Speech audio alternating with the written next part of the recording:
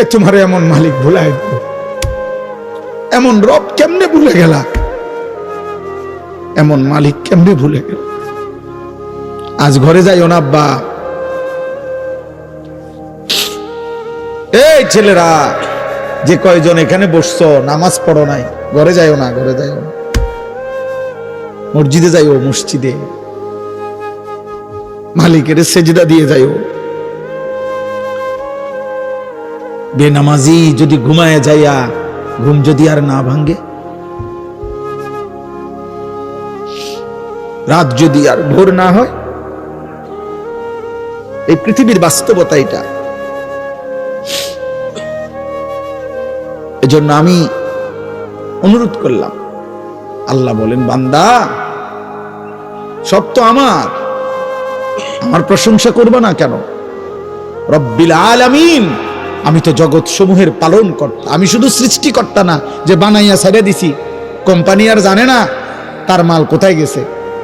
দুনিয়ার কোম্পানি তো এমন হয় যে কোম্পানি বানাইয়া ছেড়ে দিছে, বাজারজাত করে দিছে, প্রোডাক্ট করে, এখন আর কোম্পানি জানে না তার মাল কোথায়। রব বলেন না, আমি এমন মালিক না, আমি রব। আমার বান্দা কখন কোথায় আছে, কি লাগবে, কখন কি, অস্তিত্বের প্রথম সেকেন্ড থেকে পূর্ণতার শেষ পর্যন্ত আমি আল্লাহ যখন যা লাগবে, যখন যা লাগবে, ও বলুক বা না বলুক, ও সেজদা দেখ বা না দেখ, ও গোলামি করুক বা না করুক, ও ইমানদার হোক আর বেঈমান হোক, আমি না রব?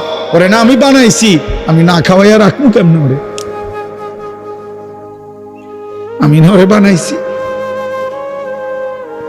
এই জন্য আমার বান্দা আমি সৃষ্টি করে ছেড়ে দেই নাই। আমি রব, আমি পালন কর্তা। প্রতি সেকেন্ড আমি খাওয়াই, প্রতি মুহূর্ত আমি পড়াই, প্রতিটা নিঃশ্বাস আমি নিতে দেই, হার্টের প্রতিটা স্পন্দন আমার অনুমতিতে চলে। হৃদয়ের টিকটিক ঘড়ির টিকটিক না, হৃদয়ের টিকটিক এটা রবের ইশারায়। চোখের পলক রবের ইশারা নাকি? রব্বিল আলামিন, রব তিনি। তাবলীগুশ শাইই ইলা কামালিহি শাইআন ফাশাইআন। রব বলে কাকে? যিনি অনস্তিত্ব থেকে অস্তিত্বে এনে অস্তিত্বের প্রথম মুহূর্ত থেকে পূর্ণতার শেষ পর্যন্ত তিনি লালন করেন, পালন করেন, যতন করেন, আদর করেন, সব প্রয়োজন পূরণ করেন, তাকে বলে রব। আমরা পৃথিবীতে ছিলাম না, আমাদেরকে অস্তিত্বে আনছে কে? বলে না কে? আল্লাহ আমাদেরকে মায়ের পেট থেকে সৃষ্টির পরে আল্লাহ আমাদের দায়িত্ব নিছে কোন বছর থেকে? 4 বছর থেকে। বলো না বাবা, আব্বা বলো, 2 বছর বয়স থেকে। কখন থেকে? প্রথম সেকেন্ড থেকে। প্রথম সেকেন্ড থেকে, প্রথম সেকেন্ড থেকে, অস্তিত্বের প্রথম সেকেন্ডেই, অথবা অস্তিত্ব ছিলাম না যখন, মাটির অস্তিত্বে আমাদের অস্তিত্ব ছিল। মাটির মধ্যে প্রাণের অস্তিত্ব আছে। আল্লাহ বলছে আমি মাটি থেকে মানুষকে সৃষ্টি করেছি, অতএব মাটির মধ্যে প্রাণের অস্তিত্ব আছে। সেটা কোথায়, কার, কোনখানে কেউ জানে না, রব বলে আমি জানি। বাবার বীর্যে প্রাণের অস্তিত্ব আছে, রব বলে বাবা জানে না তার কোন দিনকার বীর্যে তোমার অস্তিত্ব ছিল। আল্লাহ বলেন আমি জানি, আমি জানি, আমি জানি কোন দিন মায়ের রেহেমে পৌঁছাবো, সে তো আমি জানি। 9 মাস মায়ের অন্ধকার গর্ভে আমি আল্লাহ নিজ হাতে কাজ করছি। বান্দা তুমি জানো, আমি চোখ লাগাইছি, আমি কান লাগাইছি, আমি হাত লাগাইছি, আমি পাও লাগাইছি। তোমার মারে নয়তো জিজ্ঞাসা করো, মা আমার চোখ লাগাইছে যেদিন, সেদিন আপনারে জিজ্ঞাইছিল নি মা তোমার সন্তানের চোখ কোথায় লাগাবো? আল্লাহ বলছে না মা তুমি ঘুমাও, তোমার ছেলে আমি ঠিক করে দিচ্ছি।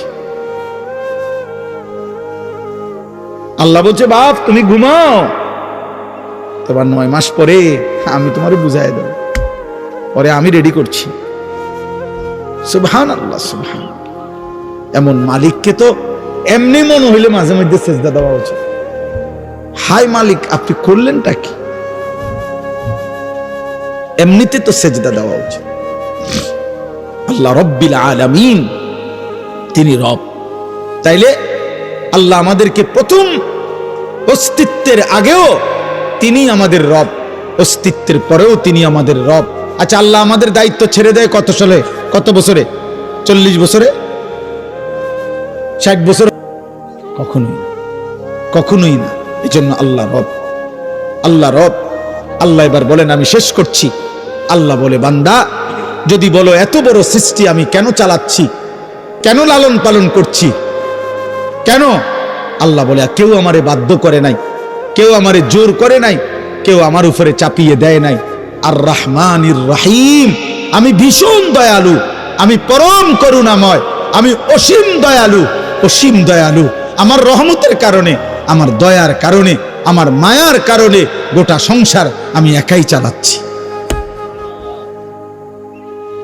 অনুগত অবাধ্য সকলকে। এখন হইল আল্লাহ তাআলা বলেন, আমি দয়ার কারণে, মায়ার কারণে গোটা সৃষ্টি পরিচালনা করছি। অনুগত অবাধ্য মানুক বা না মানুক সকলকে, সকলকে।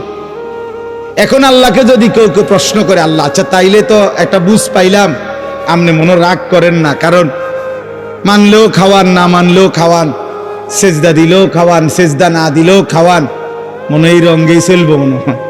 আল্লাহ কয় না, আরেকটা আয়াত রয়েছে তো, মালিকি ইয়াউমিদ্দিন, আমি বিচার দিবসের মালিক।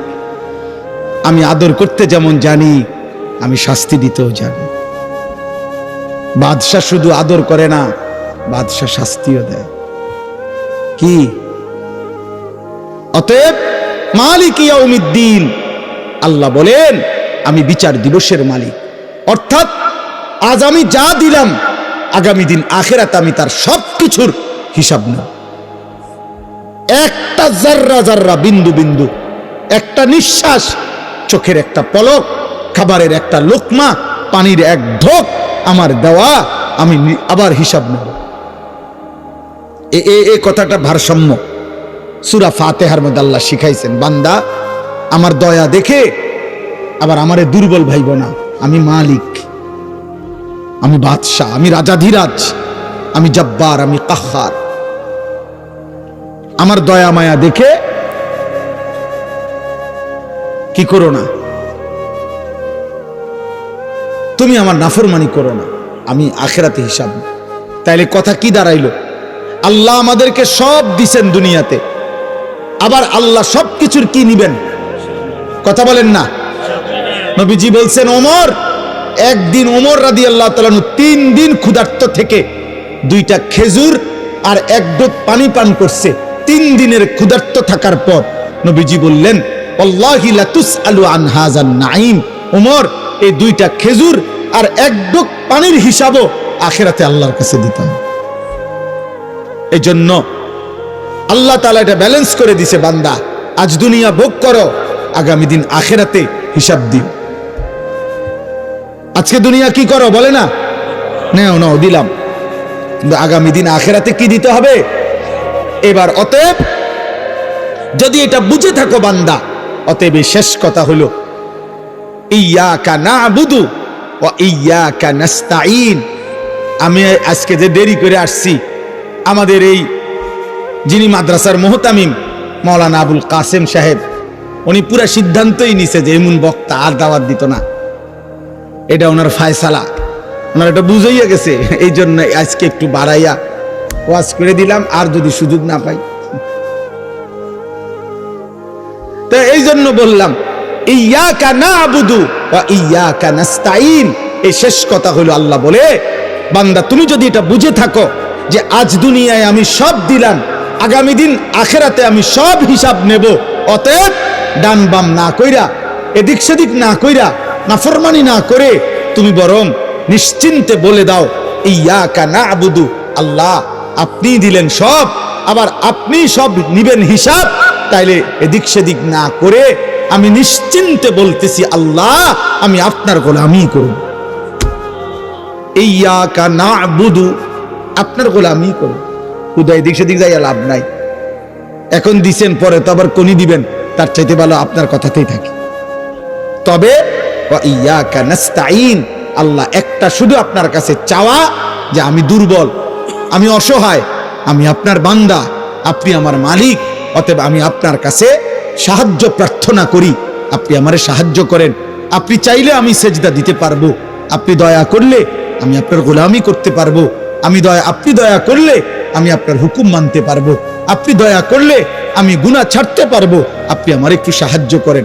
খোদার কসম, হাদিসে আছে, নবীজি বলছেন, আল্লাহ বলছেন হাদিসে কুদসি, সূরা ফাতিহার জবাবে বান্দা যদি দিল থেকে সূরা ফাতিহা বলতে পারে, ইখলাসের সাথে সূরা ফাতিহা পড়ে, মনোযোগ দিয়ে সূরা ফাতিহা পড়ে, বাস্তবিক করতে চাওয়ার নিয়তে সূরা ফাতিহা পড়ে, আল্লাহর কসম, আল্লাহ নিজে ওয়াদা দিছে, ওয়ালি আবদি মা সাআলা, আমি আল্লাহ ওয়াদা দিলাম সূরা ফাতিহার মাধ্যমে আমার বান্দা যা চাইছে আমি শতভাগ তাকে দেব,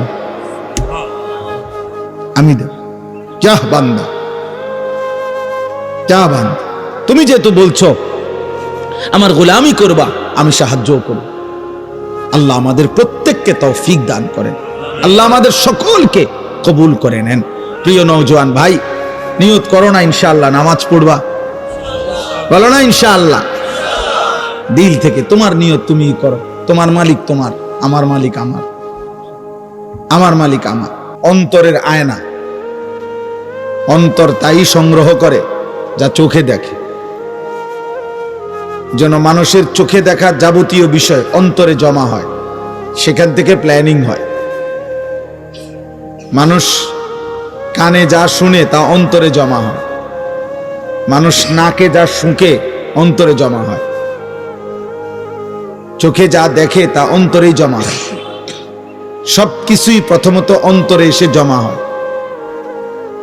এরপরে অন্তর থেকে এটা পরিকল্পনা করে কি করবে না করবে। এজন্য ইসলাম চোখে দেখারও বিশেষ গুরুত্ব দিতে গিয়ে হালাল হারাম বলছে যে চোখ যা মন চায় তাই দেখবে না, বরং চোখের জন্য আল্লাহ তাআলা বিধি নিষেধ দিয়েছে। কুল্লিল মুমিনিনা ইয়াগুদ্দু মিন আবসারিহিম ওয়া ইয়াহফাজু ফুরুজাহুম। আল্লাহ তাআলা বলেন, হে নবী, আপনি ঈমানদার পুরুষদেরকে বলেন ভিন নারী, হারাম ছবি, হারাম দৃশ্য, তার থেকে সে যেন তাদের চোখ নামিয়ে নেয়। ওয়া ইয়াহফাজু ফুরুজাহুম, এবং তারা যেন তাদের লজ্জাস্থানের হেফাজত করে। জিনা, ব্যভিচার, হারাম জঘন্য কোনো অপকর্ম যেন না করে। তাহলে চোখ নামাইবার জন্য আল্লাহ বলছে মুমিন পুরুষকে। যা দেখ মন চাইলা তাই দেখলা না, ইসলাম এটা অনুমোদন করে না। মাকেও দেখলাম, আপন বোনকেও দেখলাম, আবার রাস্তার বেপরদা নারীকেও দেখলাম, মোবাইলের উলঙ্গ ছবিও দেখলাম, জিনার ব্যভিচারের দৃশ্য দেখলাম। এটা মুমিনের সিফাত না। হালাল হারাম মনে রাখবেন, হালাল হারামের পার্থক্য যার মধ্যে নাই ও ইনসান না, ও জানোয়ার। এই স্বভাব জানোয়ারের স্বভাব। জানোয়ারই হচ্ছে যার মধ্যে হালাল হারামের কোনো পার্থক্য নেই। একটা কুকুর বিরানিতেও মুখ দেয়, পায়খানাতেও মুখ দেয়। কোন গরু, ছাগল, জানোয়ারের কোনো কি নাই, হালাল হারাম নাই। ইনসান বলে তাকে যার মধ্যে ভালো মন্দ, আলো অন্ধকারের পার্থক্য থাকবে। অনুমোদিত নয়, আমার জন্য এটা অনুমতি, এটা না, হালাল এটা, হারাম এটা, এই পার্থক্য জ্ঞান, এই বুঝ যদি কারো মধ্যে না থাকে সে ইনসান না। উলাইকা কাল আনআম, আল্লাহ বলছে ওরা জানোয়ারের মতো। বাল হুম আদাল, বরং তার চাইতে নিকৃষ্ট। এই জন্য দোস্ত, চোখের কথা বলতে গিয়ে এটা বলছি, আল্লাহ তাআলা বিধি নিষেধ দিয়েছেন, বিধি নিষেধ। নবী সাল্লাল্লাহু আলাইহি ওয়াসাল্লাম বলছেন, মান নাযারা ইলা মাহাসিনি ইমরাআতিন আজনাবিয়্যা সুব্বা ফি আইনাইহিল আনিক ইয়াউমাল কিয়ামা। নাউযুবিল্লাহ। নবীজি বলেন,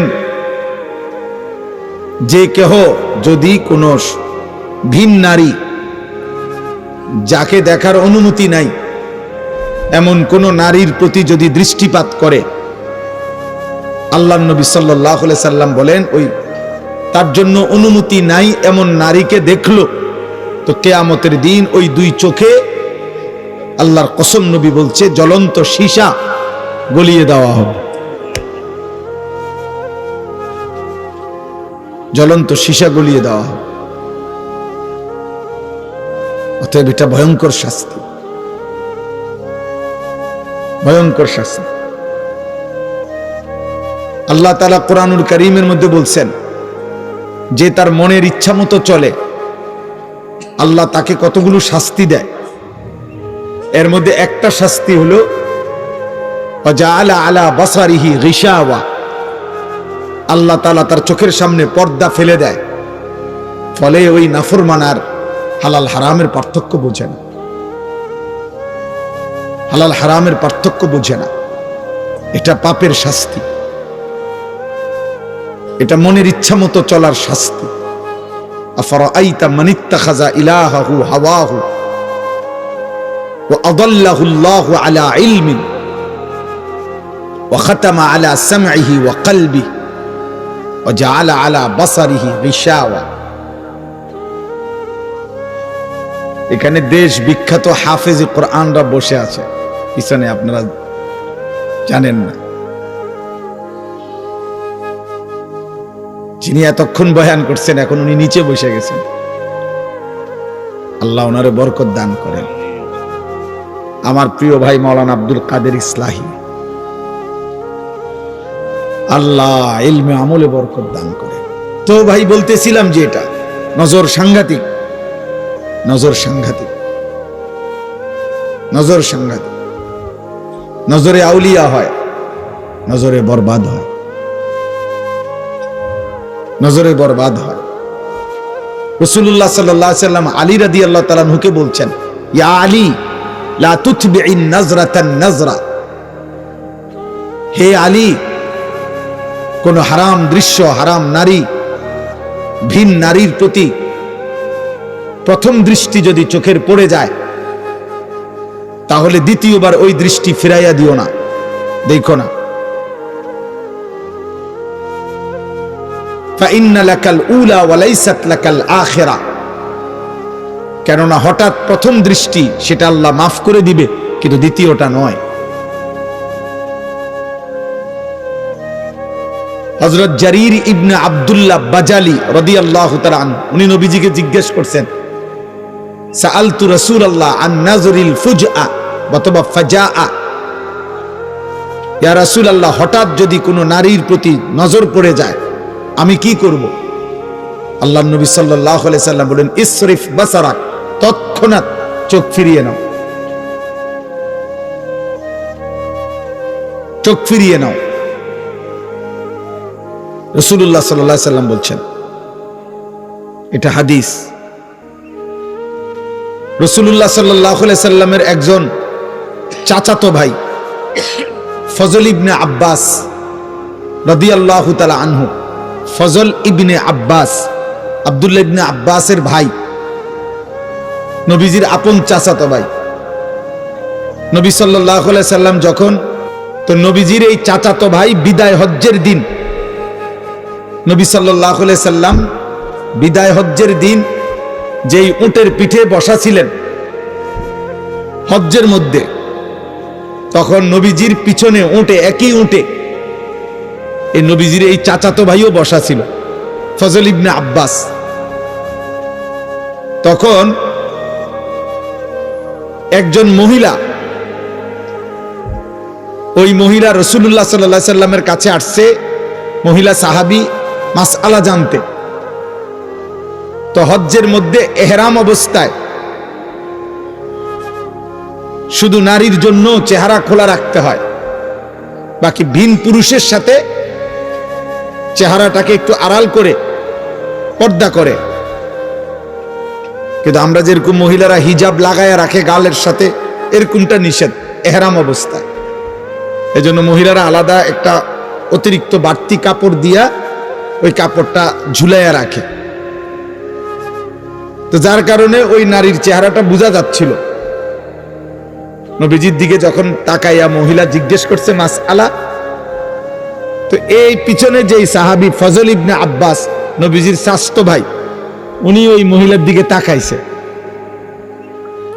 দুইবার উনি মহিলার দিকে তাকাইছে, নবীজি দুইবারই নিজের হাত দিয়া চেহারা ঘুরাই দিছে, তুমি এদিকে কি চাও? আল্লাহর নবী সাল্লাল্লাহু আলাইহি সাল্লাম ওনার সাহাবাদেরকে এইভাবে নজর হেফাজতের জন্য গুরুত্ব দিয়েছেন, নজর হেফাজতের জন্য। এই জন্য দোস্ত, এই চোখ বহুতই দামি, চোখের হেফাজত জরুরি, নজরের হেফাজত জরুরি, নজরের হেফাজত জরুরি। আজকে বেঈমান দুশমন আমাদের নতুন প্রজন্মের হাতে চোখের খেয়ানত করে দিছে। দুশমনের সর্বশেষ সবচেয়ে কার্যকর গুনার যে অস্ত্র, সেটা হলেই বড় মোবাইল দিয়ে লক্ষ লক্ষ কিশোর যুবক এত বেশি পরিমাণ এই চোখে নারী ছবি আর অশ্লীল দৃশ্য দেখে ফেলছে। 16 বছর বয়সে, 18 বছর বয়সে, এত কম বয়সে এত নারী দেখার কথা ছিল না।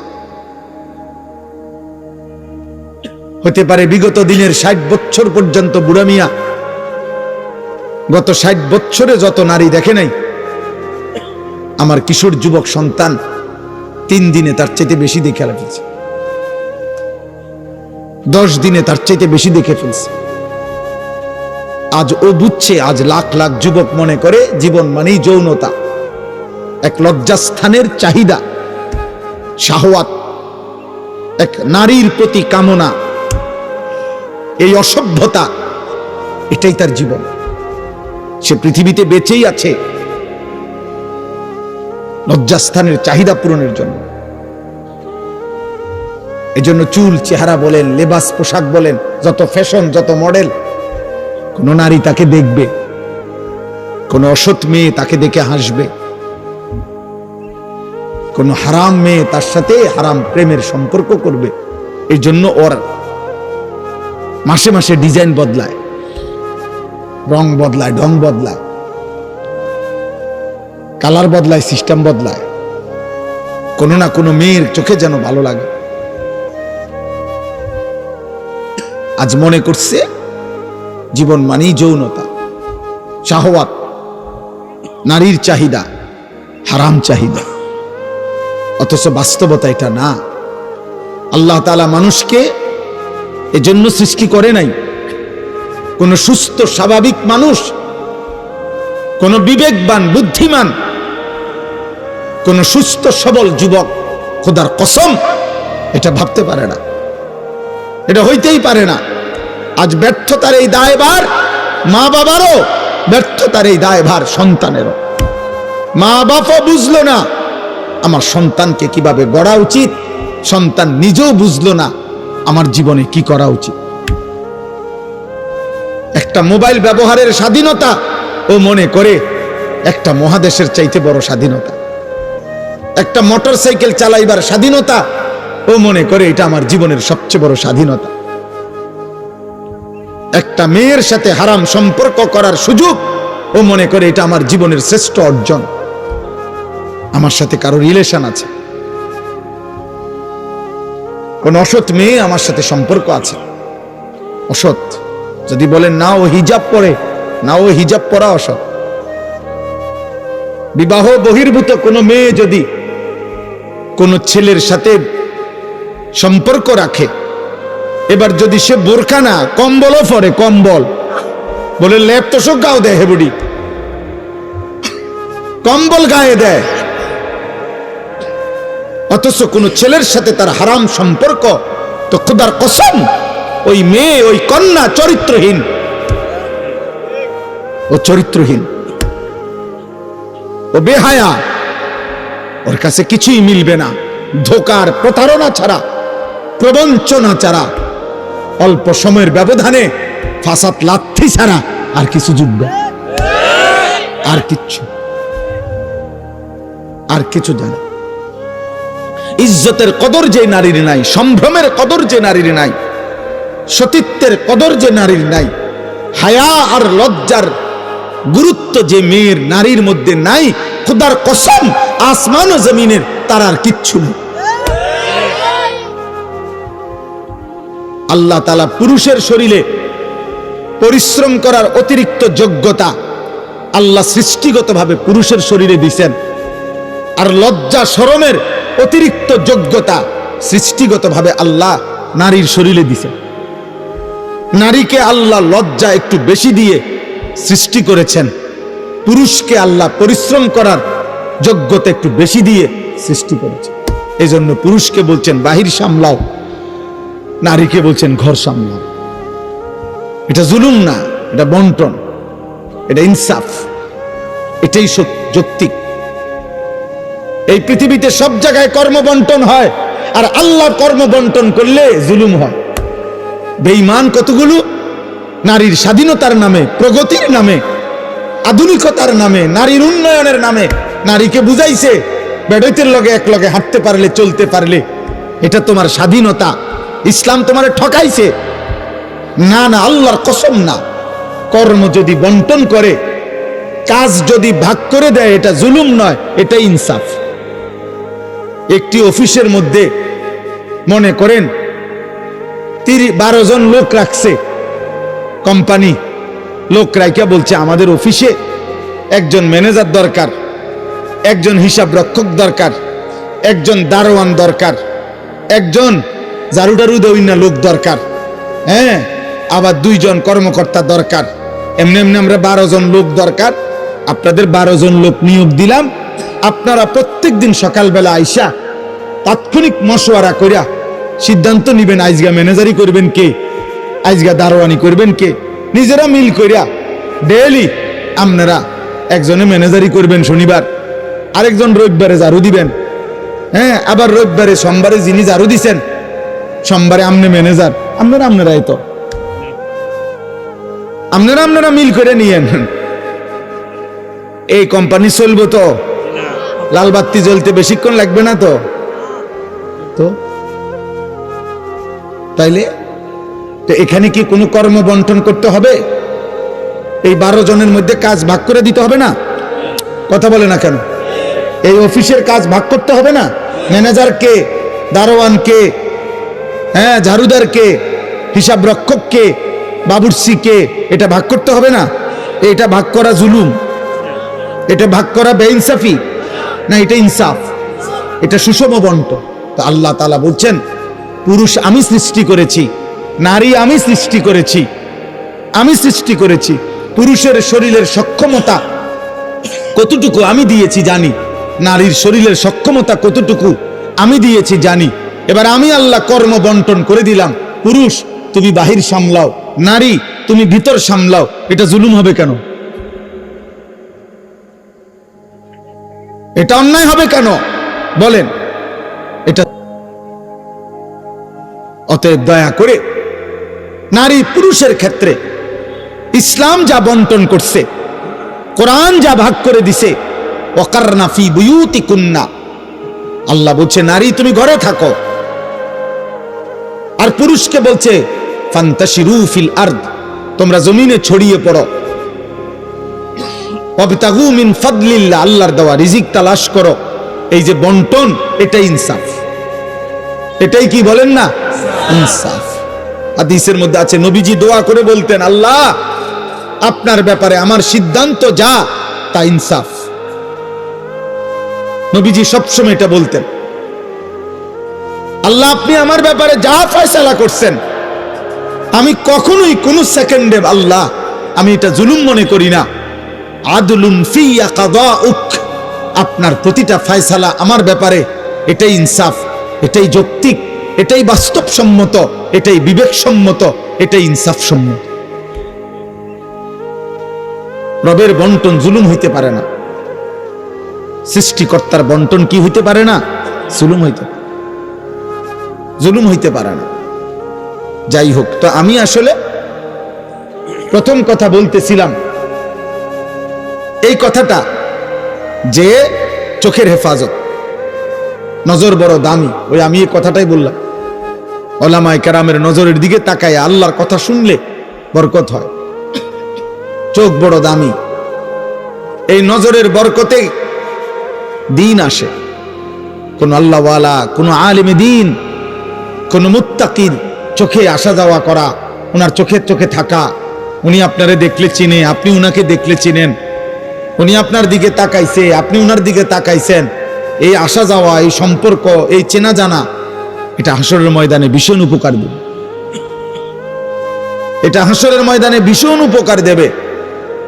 বহু নেক বান্দা, প্রিয় বান্দারা তাদের এরকম পরিচিত জনদেরকে টেনে নিবে, ডেকে নিবে, ডেকে আও, তুমি আও, আমি তোমার চিনি, আমি তোমার চিনি, তুমি ওদিকে দাঁড়ায় আছো কেন, আমার কাছে আসো। ইনশাআল্লাহ আল্লাহ তাআলা আমাদেরকে হক্কানি, রব্বানি, মুত্তাকি, আল্লাহর প্রিয় বান্দাদের সঙ্গী হওয়ার তৌফিক দান করেন। বলে না আমি চোখ হেফাজত করবে। নওজোয়ান ভাই, চোখ হেফাজত করবে। দোস্ত, এই চোখ যা মন চায় তা দেখার অনুমতি নাই। সৃষ্টিকর্তা অনুমতি দেন নাই, আল্লাহ অনুমতি দেন নাই। ভাইয়া, নিজের হায়াত নিজে নষ্ট করলে আরেকবার মিলবে না, আরেকবার মিলবে না বাপ, আরেকবার মিলবে না, আরেকবার মিলবে না। একটা ছেলেকে হলেও বললাম, আজকে নওজোয়ান, কিশোর বয়সী, বেশি অতিরিক্ত চোখের অসংলগ্ন ব্যবহার, যা মন চায় তাই দেখে, সারা রাত নারী দেখে, ছবি দেখে, মোবাইলের অস্থির দৃশ্য দেখে। আহা আহা আহা, এটা জিনা। চোখ দিয়ে নারী দেখলে, নারীর ছবি দেখলে এটা জিনা, জিনা, চোখের জিনা। জিনাল আইনে আন নজরু, নবীজি বলছে চোখের জিনা, হারাম নারী দেখা, হারাম ছবি দেখা, হারাম দৃশ্য দেখা, এটা জিনা। আর নবীজি বলছে লা ইয়াজনি জানি হিনা ইয়াজনি ওয়া হুয়া মুমিন, জিনাকারীর ঈমান থাকে না, ব্যভিচারীর ঈমান থাকে না। এটা আমি কথার প্রসঙ্গের জন্য বলে নিলাম। আমি সবসময় বলি, বিবাহ বহির্ভূত প্রেম হয় না, বিবাহ বহির্ভূত সম্পর্ক হয় না, বিবাহ বহির্ভূত যে নারী পুরুষ ছেলে মেয়ের সম্পর্ককে ভালোবাসা বলে না, প্রেম বলে না, এটাকে জেনা বলে, জেনা, ব্যভিচার। এটা যে দূরে হোক, চোখে দেখলে চোখের জেনা, হাত দিয়ে ছুঁয়ে দিলে হাতের জেনা, কান দিয়ে শুনলে কানের জেনা, হৃদয় দিয়ে ভাবলে হৃদয়ের জেনা, জিব্বা দিয়ে কথা বললে জিব্বার জেনা, পাও দিয়ে পাশে গেলে, সাথে থাকলে পায়ের জেনা, লজ্জাস্থান দিয়ে ব্যভিচার করলে লজ্জাস্থানের জেনা, সবটাই জিনা। নবীজি বলছে, বিশুদ্ধ হাদিস, একবারে বুখারী মুসলিমের হাদিস। জিনাল আইন, জিনার রিজল, জিনাল ইয়াদ, জিনাল লিসান, জিনাল নফস, জিনার রিজল। আল্লাহ নবী বলছে চোখের জেনা, হাতের জেনা, কানের জেনা, জবানের জিনা, কলিজার অন্তরের জিনা, লজ্জাস্থানের জিনা, জিনাল ফারজ। আমরা প্রত্যেকে এটা বাঁচা দরকার। রাত গভীরে আমি আমার এই প্রথম কথা বললাম, চোখ হেফাজত করেন, চোখ হেফাজত করেন, নজর হেফাজত করেন। আল্লাহ বলছে ওয়াকুল্লিল মুমিনাত ইয়াগদুদনা মিন আবসারিহিন্না, হে নবী ইমানদার নারীদেরকে বলেন ওরা যেন ওদের চোখ নামায় ফেলে, ওয়াহফাজনা ফুরুজাহুন্না, ওরা যেন ওদের লজ্জাস্থানের হেফাজত করে। প্রথম বললেন পুরুষকে বলেন, হে নবী আপনার ইমানদার উম্মতকে, পুরুষদেরকে বলেন চোখ নামাক। আবার সাথে সাথে বললেন ইমানদার নারীদেরকে বলেন তারা যেন চোখ নামায়, দুই চোখ যেন চোখাচোখি না হয়, চোখাচোখি যেন না হয়। আল্লাহ বলছে যালিকা আজকা লাহুম, চোখের হেফাজত আল্লাহ তাআলা কোরআনে বলছে ভাইয়া, চোখের হেফাজত যালিকা আজকা লাহুম, এটা হচ্ছে সর্বশ্রেষ্ঠ পবিত্রতা। আজকা ইসমে তাফদিল, আরবিতে আধিক্যবোধক শব্দ, আধিক্য বুঝায় আজকা। আল্লাহ বলছে চোখের হেফাজত পবিত্রতার চূড়ান্ত সীমা, পবিত্রতার চূড়ান্ত। আল্লাহ উদাহরণ দিছে, চোখ হেফাজত করবা, আমি আল্লাহ হৃদয়ের সর্বোচ্চ পবিত্রতা আমি আল্লাহ দিয়ে দেব, আমি আল্লাহ দিয়ে দেব। চোখের হেফাজত, আল্লাহর ওয়াদা এটা। আল্লাহ কোরআনে বলছেন ওয়ালা ইউবদিনা যিনাতাহুন্না ইল্লা মা যাহারা মিনহা, নারীকে বলো বন্ধু ও যেন কোনোভাবে ওর সৌন্দর্য প্রকাশ না করে, না শরীরের সৌন্দর্য না পোশাকের সৌন্দর্য। নারীর সবই সুন্দর, নারীর হাসিও সুন্দর, নারীর দেহও সুন্দর, নারীর পোশাকও সুন্দর, নারীর কাপড়ও সুন্দর, নারীর সবই আকর্ষণীয়। অতএব আল্লাহ বলছেন এই আকর্ষণ পুরুষের চোখে আমি দিয়েছি। যুইয়িনা লিন-নাস হুব্বুশ শাহওয়াত মিনান নিসা, আল্লাহ বলছে এই পৃথিবীর যত কিছু আকর্ষণীয় আমি বানিয়েছি তার মধ্যে এক নম্বরে নারীর প্রতি আকর্ষণ আমি বানিয়েছি। প্রথম আকর্ষণ। এই সুতীব্র আকর্ষণ যদি না থাকতো তো স্বামী স্ত্রীর সম্পর্ক হতো না, আর স্বামী স্ত্রীর এই সম্পর্ক না হলে মানব প্রজন্ম এই পর্যন্ত আসতো না। এই জন্য আল্লাহ তাআলা বলছেন নারীর প্রতি আন্তরিকতা, আগ্রহ, আকর্ষণ এটা আমি দিছি, এটা আমি দিয়েছি। অতএব আমি এটাকে নিয়ন্ত্রণ করতে বলেছি, আমি হুকুম করেছি, আমি দিলাম, আমি নিয়ন্ত্রণ করতে বলি। একটা যুবক ভাই ভাবো তো, ইনসাফ করে যদি চোখের দৃষ্টি এমন হয়, হৃদয়ের অনুভূতি আল্লাহ এমন বানায় যে দুইজন নারী, যদি একজন আমার মা একজন আমার স্ত্রী, যদি কখনো এমন হয় আল্লাহর আযাব যে দুইজনকে বরাবর মনে হয়, দুইজনকেই মা মনে হয় অথবা দুইজনকে স্ত্রী মনে হয়, তখন কি হবে? রব বলে বান্দা তোমার যদি বিবেক থাকে তো তুমি ভাবো তো, 1 মিনিটের ব্যবধানে 30 সেকেন্ড ভাগ করো, 2 ভাগ, 60 সেকেন্ডকে তুমি 30 সেকেন্ডে ভাগ করো, 30 সেকেন্ড মায়ের দিকে তাকাও, আমি আল্লাহ 30 সেকেন্ড মায়ের প্রতি যেই ভালোবাসা শ্রদ্ধা তোমার হৃদয়ে দেব, স্ত্রীর প্রতি সেটা না। পরের 30 সেকেন্ড স্ত্রীর মধ্যে দেখো, তার প্রতি যেই ভালোবাসা যেই চাহিদা ওটা মায়ের মধ্যে না। মাত্র 30 সেকেন্ডের ব্যবধানে আমি যে হৃদয় বদলে দিলাম, মায়ের প্রতি একরকম আগ্রহ, স্ত্রীর প্রতি ভিন্ন রকম আগ্রহ, এটা যিনি করছেন তিনি আমি আল্লাহ। আমি যদি এটা না করতাম বান্দা, কি হতো? যদি দুইজনই মা হয়ে যেত, দুইজনে যদি বিবির মতো মনে হইতো, স্ত্রী মনে হইতো, তো মায়ের ইজ্জত থাকতো কই? দুইজনেই মা হইলে স্ত্রীর ভালোবাসা মিলতো কই?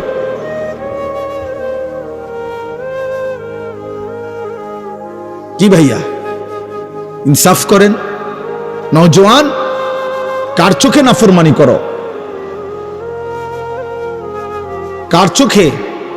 আলাম নাজআল লাহু আইনাইন, আল্লাহ কোরআনে বলছে বান্দা বলো না আমি কি 2টা চোখ দেই নাই? এই চোখ কি আমার না? তো আজকের সারা রাত বেহায়া নারী দেখলা, আমার কোরআন কখনোই দেখলা না? চোখ কি আমার না? 2টা চোখ কি আমি দেই নাই বান্দা? এই জন্য কোরআনুল কারীমের মধ্যে আল্লাহ বলছে বান্দা সাবধান থেকো। ওয়াশাহিদা আলাইহিম সামউহুম ওয়া আবসারুহুম ওয়া জুলুদুহুম বিমা কানু ইয়ামালুন।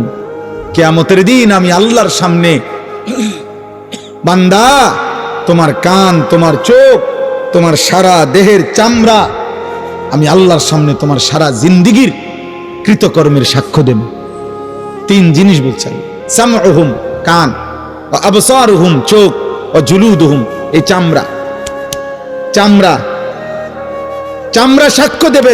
বন্ধু, প্রতিবার নারী দেখে, উলঙ্গ ছবি দেখে, জিনা দেখে, নর্তকীর নাচ দেখে যতবার তোমার চামড়ায় শরীরে ফিলিংস হইছে, এই ফিলিংস পৃথিবীর কেউ বোঝে নাই। রব বলেন আমি জানি, তোমার চামড়া সাক্ষ্য দেবে কিয়ামতের দিন আমি আল্লাহর সামনে। এই জন্য মানুষের যৌনতার অনুভূতি চামড়াতে। এই জন্য যত ডাক্তার মনে রাখবেন, চর্মরোগের ডাক্তার, অত ডাক্তার যৌন রোগেরও ডাক্তার।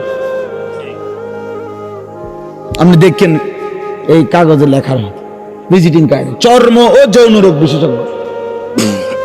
ছোট মোটো ডাক্তার তো আছে। হ্যাঁ হ্যাঁ, যত ডাক্তার চর্ম ডাক্তার, অত ডাক্তার যৌন ডাক্তার। এটা এক ডিপার্টমেন্ট, এটা একই বিষয়। এজন্য চামড়ার অনুভূতি, চামড়ার ফিলিংস আল্লাহ বলছে সাক্ষী দেবে আমার সামনে। চামড়া বলবে আল্লাহ, ও এতবার, এত রাত, এত ঘন্টা, এত মিনিট, সেকেন্ড হারাম দৃশ্য দেখে দেখে, নারী দেখে দেখে তার শরীরে শিহরণ হয়েছিল। হারাম হারাম কামনা বাসনা জাগছিল, অবৈধ চাহিদা জন্ম নিছিল। আল্লাহ বলবেন বান্দা এবার এটার বিচারও শুনে নাও। ক্বালু লিমা শাহিদতুম আলাইনা, নাফরমান বান্দা তখন বলবে হায় আমার দেহের অঙ্গ, হায় আমার চোখ, হায় আমার কান, হায় আমার চামড়া, কেমনে পারলা আমার বিরুদ্ধে সাক্ষ্য দিতা? লিমা শাহিদতুম আলাইনা, কেন সাক্ষ্য দিলা? আমার বিরুদ্ধে কেমনে কথা বললা? হায় হায় চামড়া, কথা বলতে জানো তোমরা, এটা আগে বললা না? হে নাক, হে চোখ, হে শরীরের হাত পায়ের চামড়া, তোমরা যে কথা বলতে পারো, এটা কেন বললা না দুনিয়ায়? আমি তো জানতাম শুধু জিহ্বায় কথা বলে, এখন দেখি তোমরাও কথা কইতে আসো।